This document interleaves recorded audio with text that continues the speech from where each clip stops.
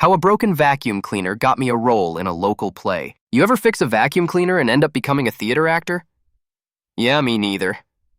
Until last month. It started with an absurd buzzing at 8 a.m. on a Saturday. My upstairs neighbor, Debbie, was vacuuming like she was fighting demons. I went upstairs, not to complain, but because it sounded like the vacuum might explode or start speaking in tongues. Debbie's vacuum was ancient. Belts frayed, motor screaming, filter packed with dust. She's a quirky 60-something who hoards playbills and is heavily involved in the local theater. She once invited me to a play about a haunted laundromat, but I politely declined.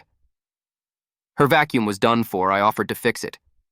Not out of kindness, but because the noise was unbearable.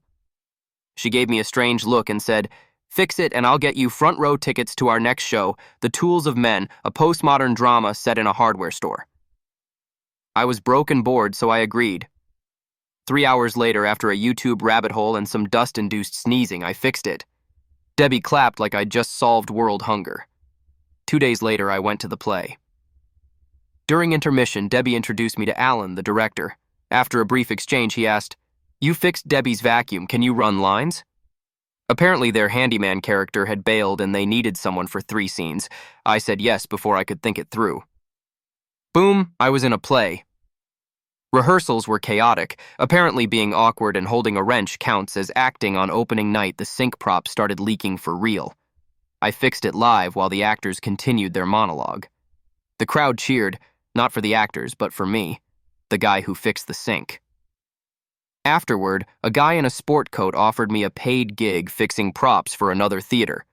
All from fixing a vacuum bartering, it's not just for pirates. I gave 3 hours of my time, got front row seats, and left with applause and a side hustle in stagehanding. So next time someone offers theater tickets for fixing their appliance, take it. You might just become a community theater legend.